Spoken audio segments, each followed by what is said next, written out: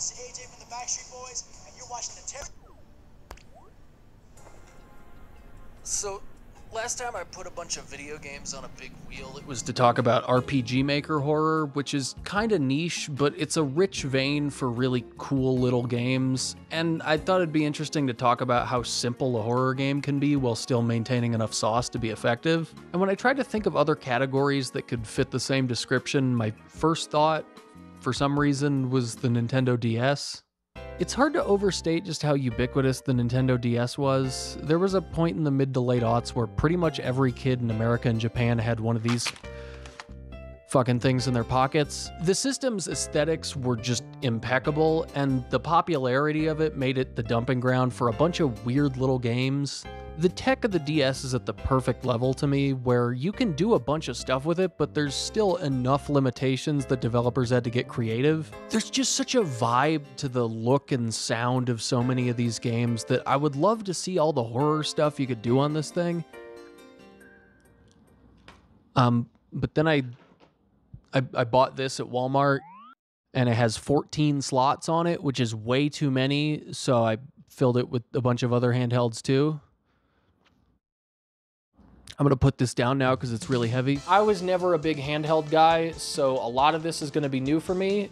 But over here in the DS region, we've got Dementium the Ward. This is probably the best known horror game for the DS. It's a first-person shooter, the first game by Renegade Kid. It looks funny. Next up is Teresia. It's a visual novel-y, adventure gamey thing by Work Jam. Honestly, the vibes look immaculate. Touch the Dead.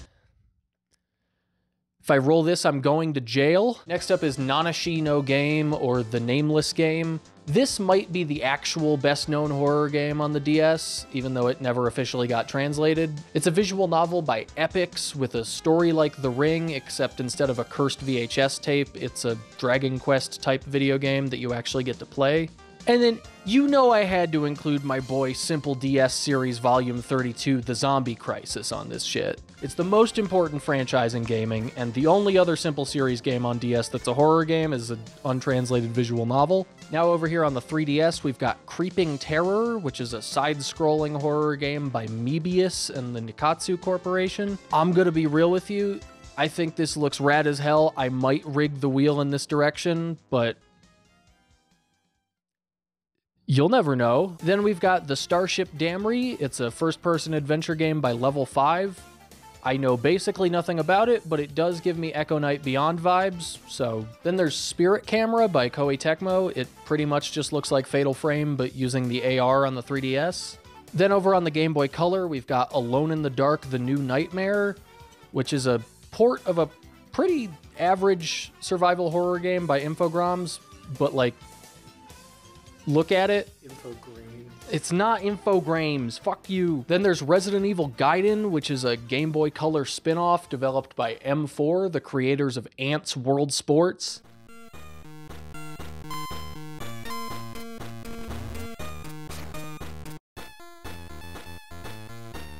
Then there's Shadowgate Classic, which is another port, this time of the classic Shadowgate. One of the most iconic PC adventure games compressed onto a cartridge and looking sick as hell. And Monster House. My girlfriend made me put this one on here. My girlfriend has written me a very long note asking me to specify that this is the Game Boy Advance version of Monster House.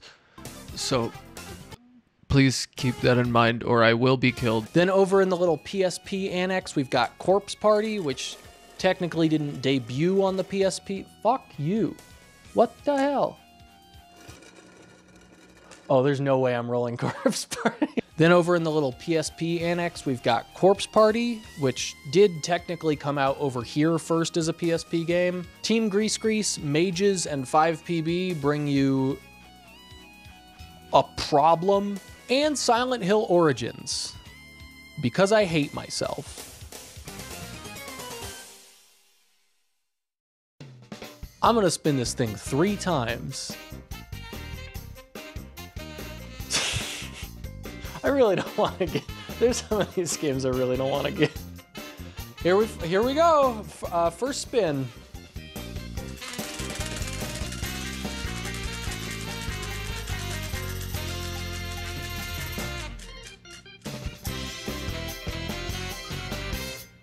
Oh, fuck yeah. Okay, hell yeah.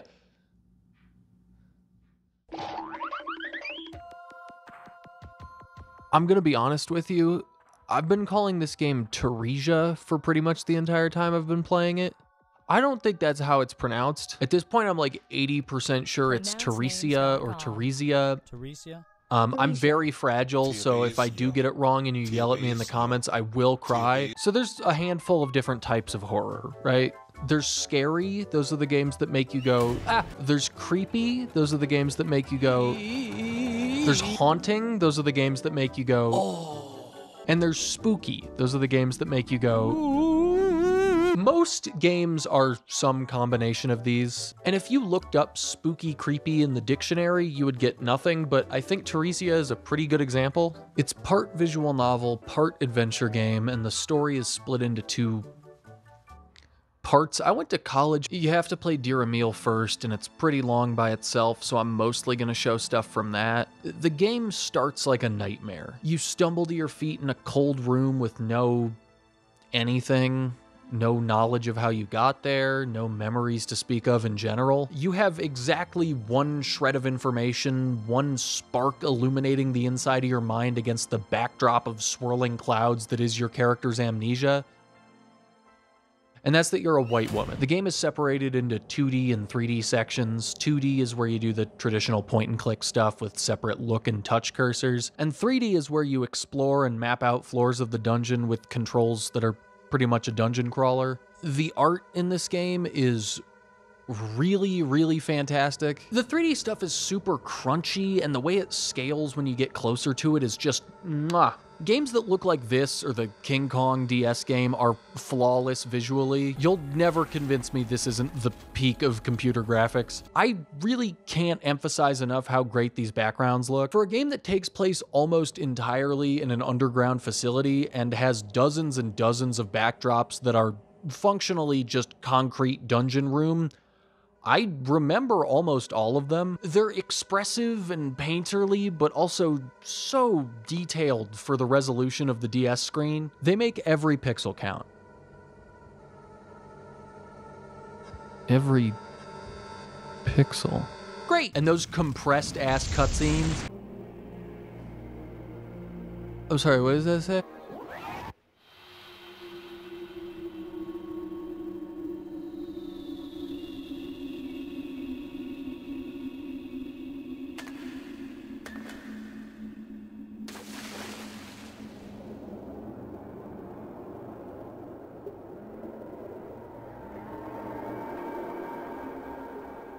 Audio-wise, this thing is fantastic. It's got a lot of little stings and audio cues that are maybe a little generic, but it does a lot for that ever-present feeling of danger. And the music?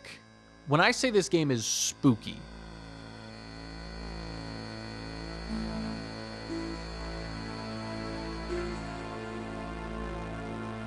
okay, that's all you get. It all does so much for the tone. You got dank hallways, gross bugs, rotten meat. Honestly, if you want to identify whether or not something can be classified as spooky creepy, just look at how often they make note of how stinky the corpses are. Gameplay-wise, Teresia is pretty unapologetically inspired by PC point-and-click adventure games. Look at the bevel on that UI. That is vintage. I haven't played many of those games, but I'm at least ambiently aware of how fucked up they can be. On that scale, Teresia isn't the worst, but it's definitely a lot closer to fucked than most adventure games I can think of. The 2D point-and-click sections are where you do the puzzles and have access to your inventory and shit, and the 3D exploration parts are how you shuttle yourself between those point-and-click bits at what you could call a leisurely pace. The game is all interconnected and has a pretty good amount of backtracking, but it starts in a fairly small area so you can get comfortable with the main gameplay of Teresia. Fucking pressing U's on a bunch of stuff and getting zapped and stabbed by most of it. It's not that frustrating because you can usually take a look at environmental clues and see if something is a trap, and you only take a little bit of damage for setting one off. At the same time, it does kind of create an environment where you don't trust anything even slightly suspicious, which is usually your best bet, but sometimes the game will warn you about an object that's actually not dangerous at all and is required to progress. It could be a bit of a pixel hunt. Like the fact that you're expected to discern breakable walls and shit when the backgrounds are this low res, or the fact that this blank desk actually has an invisible key you need to pick up. But on the other hand, it is nice that they don't just have a cheat button that highlights the important shit. They actually leave it to you to parse what information in the frame is important. Well, they do give you this pendant you can hold to get a hint about what to do next, but it's more of a general pointer than anything else. You just click and drag it from your inventory to your character and... But don't worry, plenty of the puzzles in this game are that adventure game logic bullshit. You gotta light a fire in this incinerator, so clearly you just use one of the dozens of matches in your inventory on one of the dozens of 2x4s in your inventory, right? No, obviously you go to the one room with a body bag that you already ripped open to get an item earlier, then use the knife on the bag a second time to get a bit of cloth you can start the fire with. And sometimes you just have to click on the floor because you might find some invisible important shit like... I'm sorry, speaking of grenades, actually, they represent a good microcosm of this game. They're a consumable resource that you use to blow up boulders that might be in your way, and outside of a couple laying around, there's one room in the entire facility where you can fill up on grenades. So you hit this hallway, right?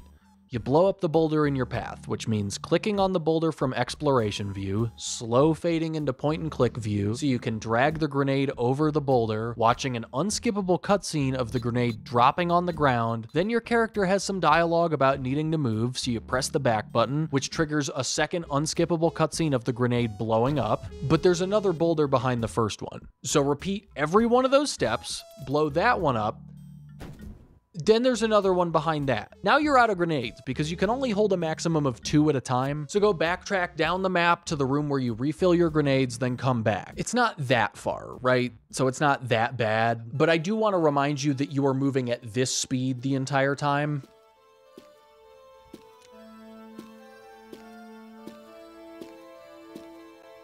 Don't worry though, there's 3 more rocks, which means you've got to repeat the whole click on boulder, drop grenade, move away from boulder, watch grenade explode process 2 more times, then make the trip back and forth again, drop the grenade and leave again, then, hey, you still have 1 left, but you're probably gonna need 2 for a later puzzle, so you might as well make the trip 1 more time just to be safe. And what was all of this for?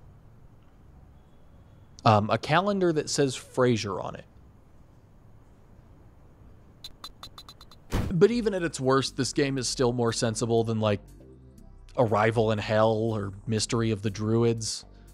You know, those classic adventure games. There's also multiple solutions to certain puzzles. Like, there's a knife sticking out of this body, blade out, right? How do you get it? Do you just carefully pick it up so you don't cut yourself on it? Buddy. You can either use pliers on it to get it out of there, or for some reason, you can use one of your 2x4s and slam it down on top of the knife so it gets lodged in the wood and then you can pull it out. You can't use them to start a fire, but you can do that. And to be fair to the boulder puzzle, there is a hammer you get later on that can smash boulders for free, but you have no way of knowing that when you see the boulders for the first time, and you would have to do a lot of backtracking by the time you do get the hammer. So as for the story of this incredibly story-heavy game, it's actually, like, really good, to the point I'm surprised I'd never heard of it until I was desperately Googling DS horror games. Dear Emil is kind of sparse on story for a lot of it, but there's a point a little over halfway through where details all start sliding into place one after the other, and then the rest of the story is kind of just payoff after payoff. Dear Martel is a little more plot-heavy up front since you go into it with so much more info. It's like the Teresia answer arcs. 5 of you know what that means. It's a story that shines in its execution more than the details. There's a raw talent to the presentation of this thing. Certain passages are a little overwritten, but there's a commanding use of imagery, both literary and visual, that really drives home a story that's otherwise not that scary. Like, yeah, I'm not that freaked out by the spooky music that plays when I trigger a trap that shoots needles into my face or the purple corpses lying around, but the writing is descriptive in a way that really puts you there. You feel the anxiety of these situations, and a lot of that is down to how the game rations out context for everything you're seeing. A lot of the information in the story is delivered in these diary entries you pick up, which are always paired with some sort of flashback sequence. It's kind of hilarious how often these happen. Every single time you pick up a piece of paper, you get a screen of red static followed by a vague flashback that's then followed by the actual diary entry you picked up. These happen genuinely like every 5 minutes if you're making good progress. That said, it's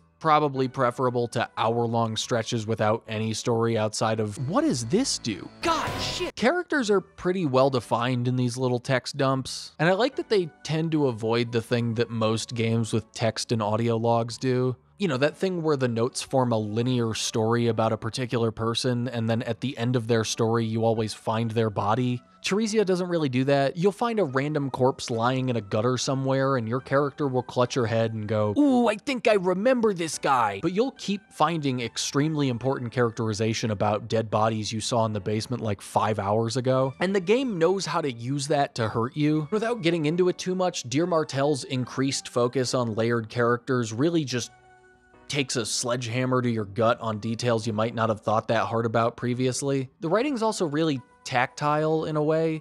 Like, there's a physicality to a lot of the word choice that, when paired with the sound and visual quality, it makes the process of wedging a bullet into a keyhole and then swinging at it wildly with a crowbar until the lock explodes feel like doing that in real life.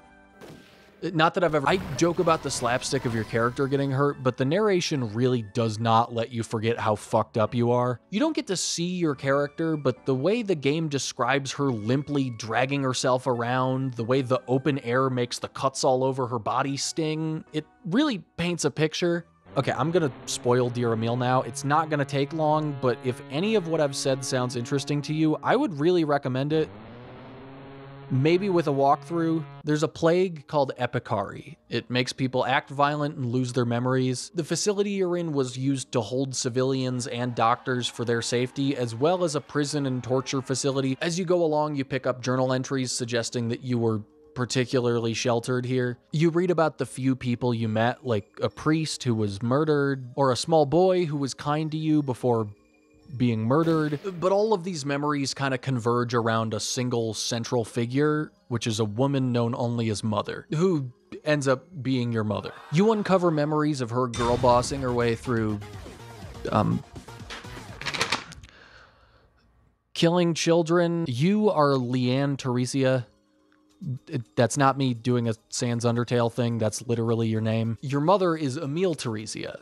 And for pretty much the entire second half of Dear Emil, Leanne's guiding light, beyond just trying to get out of here, becomes uncovering memories about her mother and trying to figure out what their actual relationship was. It sounds pretty cut and dry. She locked you away in a facility, kept you from being able to fully experience the outside world, murdered people you cared about in order to keep control over you. But you and I have the privilege of looking at this from the perspective of somebody who, I guess, hopefully hasn't been through that. The game doesn't really go so far as to say, "Aw, look, she shot your childhood crush in the face because she loves you." But it does want to interrogate how Leanne feels about her mom, considering this fucked up form of love is some of the only warmth she's ever known. As you play the game, she keeps making weird-ass comments about how much she loves the smell of blood and how fucked up sights make her feel at ease. Memories of being locked in a cage by her mother are always framed with a sense of security, and any attempt to remove her from that situation is treated as a threat.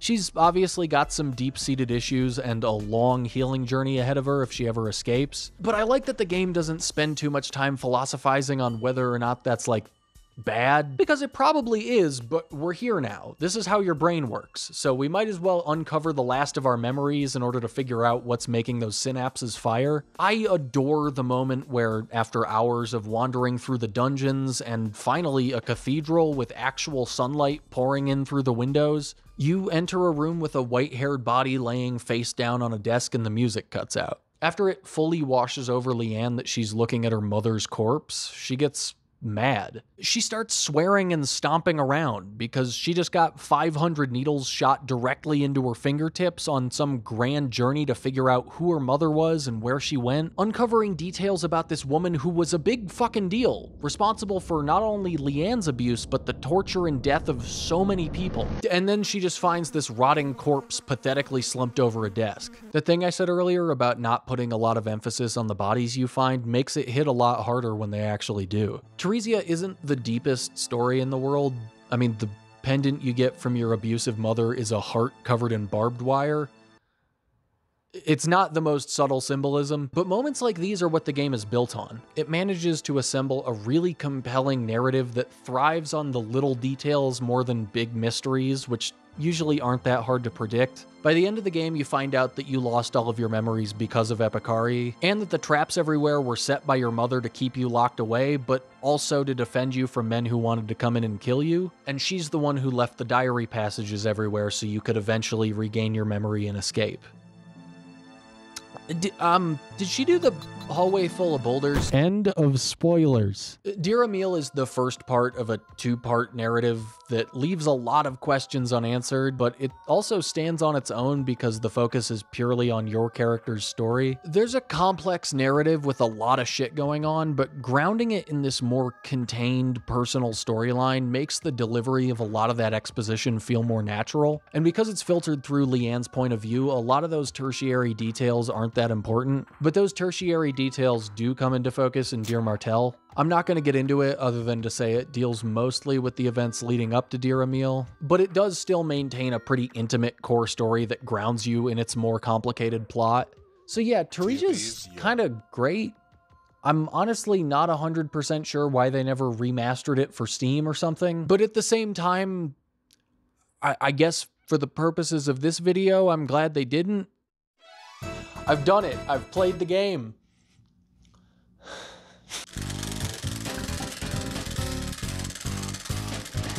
I was gonna break the fucking wheel.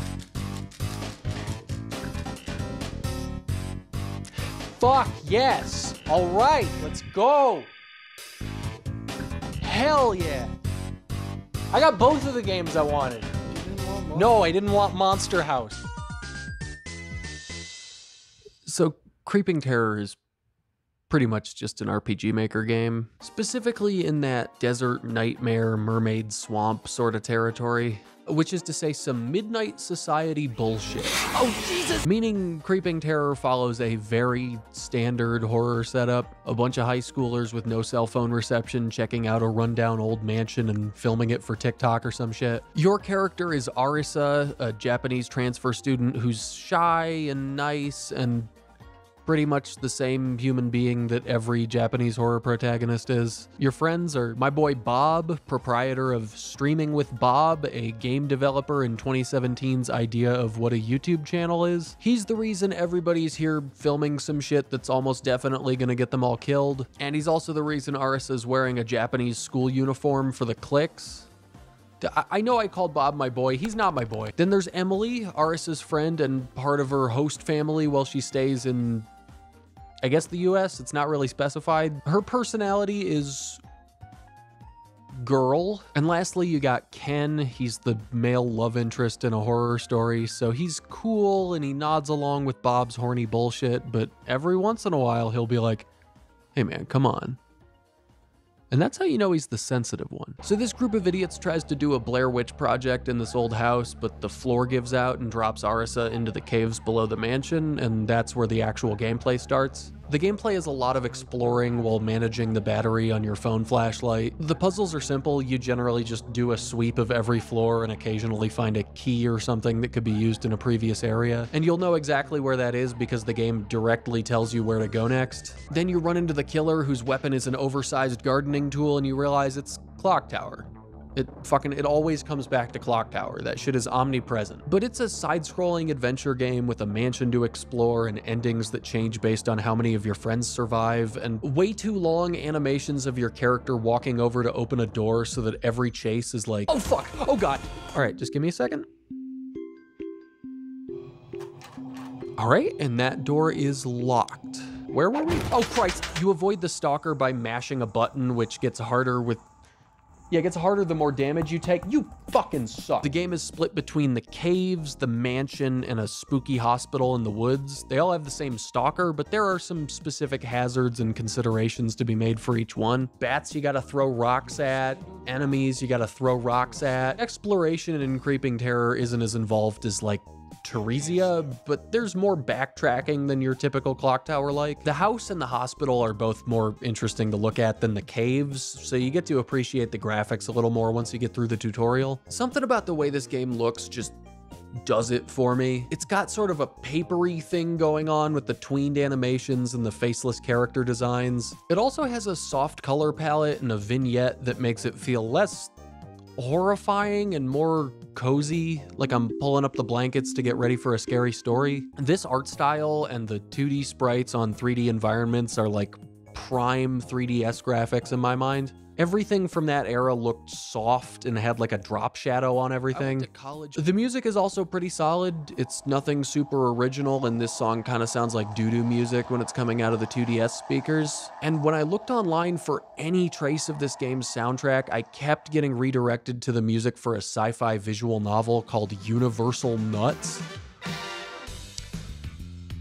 which is like, I'll take it. Not a lot actually happens in this game, so I'm gonna start throwing around spoilers now. I wouldn't be that worried about spoilers if you're interested in this game, but also if you are interested in this game, it's like 4 hours long and $9 on Steam for a version that does not attempt to port the game to PC at all. Like, there's no graphics settings and the dual screens are just in there untouched, as God intended. Anyways, you explore the mansion and read a bunch of notes about how it used to be the home of a creepy cult and also illicit science experiments. We call that the old horror 1-2. Nobody calls it that. I made that up. Get bit by dogs, hit with a shovel, die. After a while, a second stalker shows up. His chases are really long and boring and oh, fuck. I have to eat my hat a little bit here because despite his, I would say, aggressive characterization as a YouTuber scumbag in the intro, once you get into the game proper, Bob functions almost exclusively as a wrecking ball that shows up to save you by punching enemies repeatedly in the head. It's probably just because the story in this game doesn't have much writing in the first place, but I like that they don't really make a whole deal out of this. It's a thing that happens in a few horror movies where a dude who seems shitty at the beginning just sort of knocks it off once things get serious. He is still a YouTuber, so I'm not ready to classify him above a single-celled organism just yet. Jesus Christ, dude. So it takes a little while to notice, but Ken kind of just disappears as soon as the game actually starts. You meet up with Emily and Bob pretty quick, but the first time you see Ken is over halfway through the game, when you first get to the spooky hospital looking for medicine after Bob gets injured beating the shit out of the plague doctor. Ken seems displeased when you mention the plague doctor getting his ass beat, that's probably fine. And then he walks off screen for about 10 seconds and you immediately lose track of him again. Ken, where did you... That's probably fine. At this point, you can choose between bringing Bob his medicine or looking for Ken. If you look for Ken, you check exactly one hallway for him, and as soon as you turn around, Arisa goes, well, he's probably dead. And you go back to Bob anyways. I'm not sure why the game even gives you this choice. So if you choose to leave Ken behind and bring Bob his medicine, that doesn't happen. Either way, they immediately make you go back to the hospital on the same path you just took. Once you make it back there, you explore for a while before finding an elevator that leads off the property. So of course you know what that means. Ride all the way down the slow-ass elevator so Arisa will acknowledge that it's an escape route, then ride all the way back up the slow-ass elevator, run back to Emily and Bob to tell them about it, then run all the way back to the elevator again. But on the way, you finally meet up with Ken again.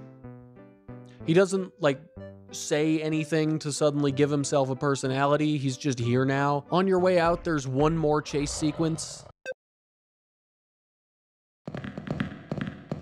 Arisa, are you gonna... Okay, great. This starts my favorite, your favorite, everybody's favorite way to end a horror game. Say it with me. Running away from an enemy while having to press a bunch of buttons in a particular order with specific timing, or you have to go back to the beginning and start the sequence over again. I will say though, maybe just because I played this sequence the day after I played Silent Hill: The Short Message, but this part could be significantly worse. You pretty much just press the buttons in the order you see them, and you can take multiple hits from the enemy as long as you don't suck ass. Anyways, you escape, but not before hearing the shovel monster say the name Ken, which Arisa almost mentions to her friends before they all go off to edit Bob's definitely illegal video that's either gonna get demonetized and the cops sent to his house, or get like 40 views and one comment that just says, "You guys look gay." Unless you got really high while recording footage and rode the slow-ass elevator up and down 6 times because you like the animation. Doing that would cause a key to drop from the ceiling, which opens up a safe and reveals, what? Ken was the guy in the plague mask all along? But that's so shocking game considering the rich characterization he's had up to this point.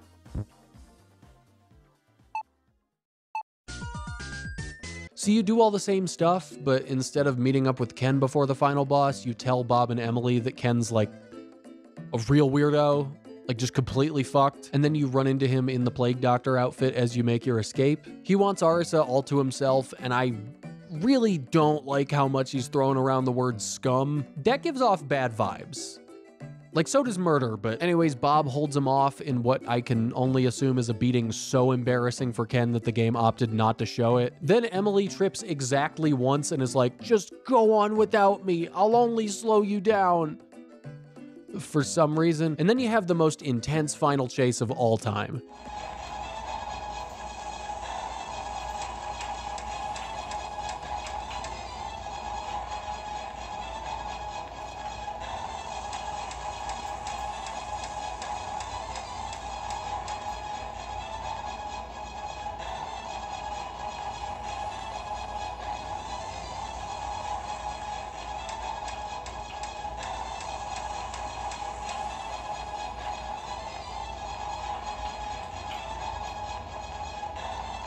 So, Creeping Terror is fine. I'll be honest, it's kind of the worst case scenario for a video like this in that it's just pretty inoffensive. It's like the exact average horror game. I compared it to a couple specific RPG Maker games earlier, but by the end, the one I kept thinking of was Ao Oni. Characters with the bare minimum amount of traits necessary to constitute a personality, spending 90% of the game either getting separated or saying something to the effect of, "We gotta get out of here." And then they get out of there. Nothing special in the story, nothing special in the gameplay, but just enough technical prowess to be kinda worth playing. Overall, I can see why it got a 6.8 from Video Chums. Here I am after either liking this game exactly as much as I thought I did or being very disappointed. Now for the last spin. I wanna spin it harder. I wanna spin it harder than that. I wanna spin it harder. I wanna really fucking jam this.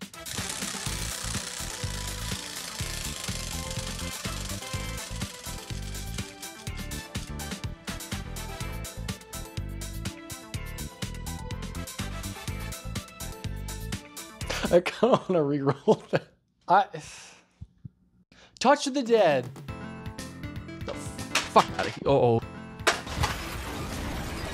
There's a lot of different types of horror, right? Touch the Dead is dog shit. I mean, even just at its conception, tapping on zombies with a stylus isn't as fun as waving a fake gun around, which I can accept because obviously there's no good way to make a light gun accessory for a Nintendo DS.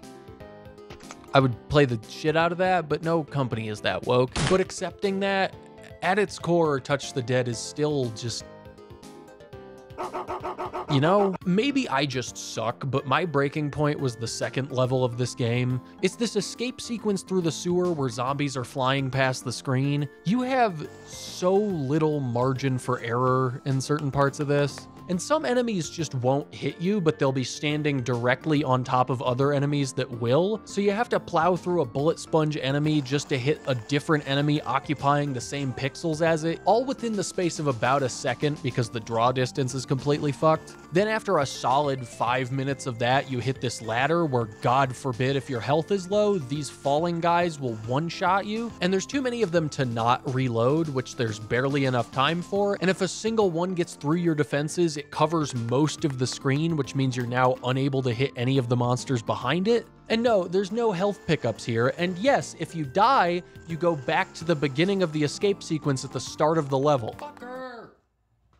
Yes, I'm on tilt. I'll try to be unbiased here. It's not that bad. There's a few different weapons and alternate routes and all the crap that you would want in a rail shooter, but like, that was never what made those games good. I like rail shooters because the gameplay is so straightforward that you can do whatever you want with the presentation. It's supposed to be satisfying on a basic human level. People don't talk about the mechanics of House of the Dead. They talk about this fucking guy. I would kill for somebody like him in Touch the Dead. The annoying stuff wouldn't bother me if there were literally anything else to grasp onto here, but the story is nothing.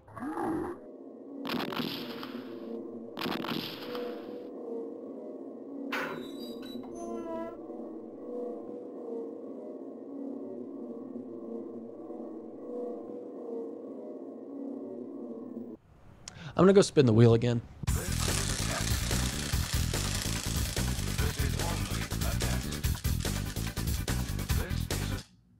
Fuck. Last roll. Here we go. It's definitely the real.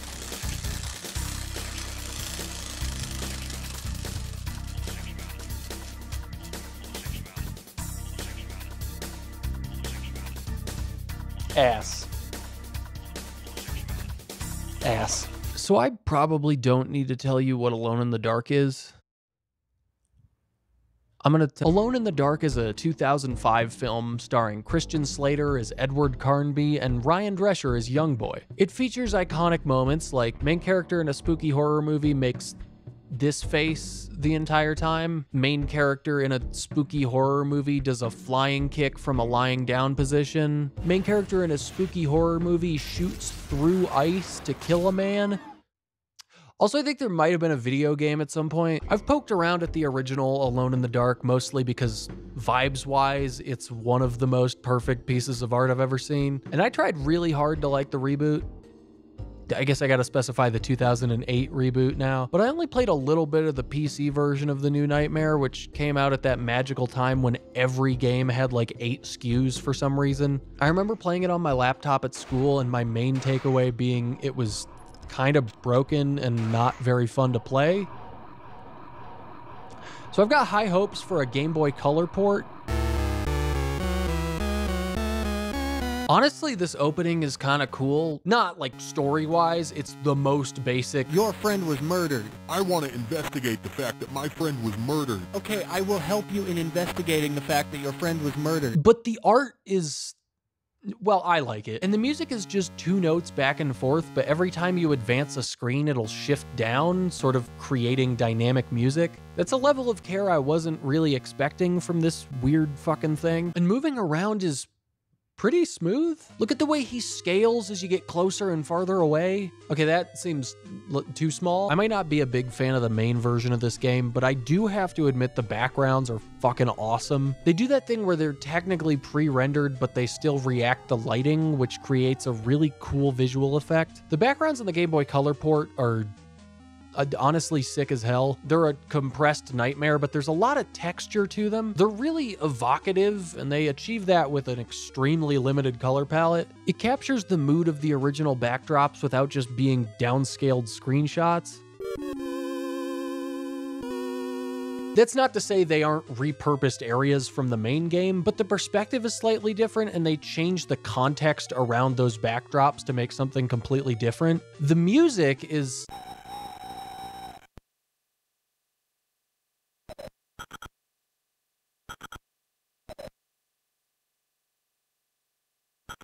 This is actually the most audio you'll basically ever hear while you're just wandering around. There's like 4 or 5 screens in the entire game with any ambience, which I realize maybe intricate sound design is a bit much to ask here, but there's not even music most of the time. Well, except for the one song that plays over all tutorials and dialogue. The closest thing to fear this game elicits is the jump scare you get every time a cutscene starts and the game goes from dead fucking silent to...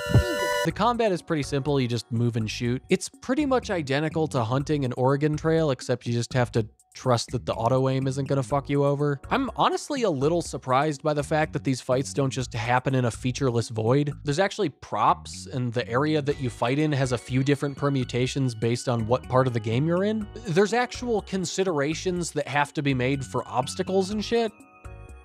Well, kind of. The puzzles in this thing are all extremely simple. You never really need to backtrack that much, and everything's laid out pretty clearly. It can be more than a little mind-numbing when you're a few hallways deep and everything is just a mess of pixels, but they at least color code the areas pretty blatantly, and you're mostly using keys on doors and flipping switches. Switching it on creates a quiet humming. The best way I could describe this game is digestible. Even the legally required adventure game maze where you have to guess the right path multiple times in a row or they send you back to the beginning is like 3 screens long. Honestly, I would much rather play this thing than the original New Nightmare. Awesome, this is great. This is great. I'd love to play video games. This is maybe like 800 times more manageable. I don't think I need to get that into the story on this one because it's like, there's an island with spooky stuff and you go to the island and try not to get killed by the spooky stuff. I guess specifically you're there to save your friend from the guy who summoned all the monsters, except your friend is already dead? He's trapped in a magic mirror and guides you, which is very funny because I'm pretty sure he's just dead in the main game. Alone in the Dark as a franchise is very Lovecraft inspired, but it's also just like, take every old horror concept you've ever heard of and throw them in a big bag, shake it around. You got evil islands, you got tentacles, you got ethereal glowing balls. The original Alone in the Dark and The New Nightmare both let you pick between Edward Carnby and a different female protagonist. Emily Hartwood in the original and Aline Cedrak in The New Nightmare. And in The New Nightmare, at least, it results in a pretty different playthrough, but this is a Game Boy Color game, so you only get Carnby in this. Aline is there to talk to you on the radio like twice in the entire game and also get killed off screen, only to show up at the end with no real drama or payoff and go, nah, yeah, I'm alive actually. I do have to point out this game is not very scary, which you might have gathered. Like I said, the environments are very evocative and I did feel the pressure of being strapped for resources towards the end, but like, come on. But I will give them this. The main villain shows up to fight you a couple of times, and his boss fight is not the best. But when he appears out of nowhere and this screen shows up, I could see a child version of myself spiking my Game Boy across the pavement. Anyways, you blow up the big bad man and you fly away from the island and you get a big ass gem. Oh, it's him!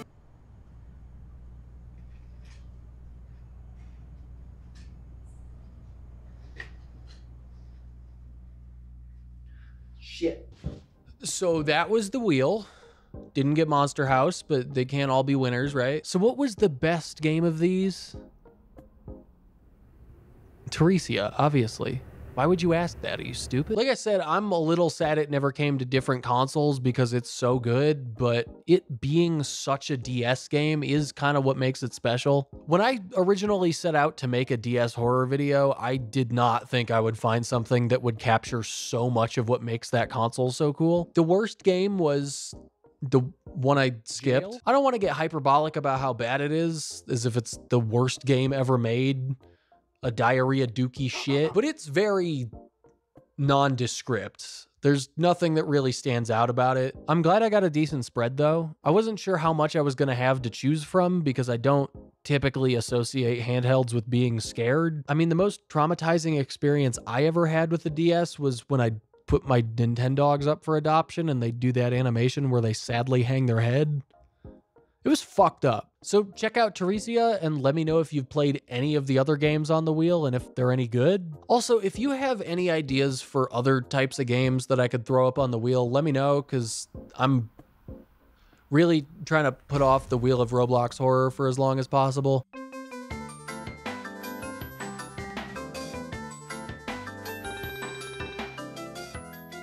So I want to start doing Q&A stuff at the end here. I don't have a Patreon or whatever to make that a reward on, so I guess just leave questions in the comments for now. Let's start with this one from Welther47, who asks, so what was your point with all this?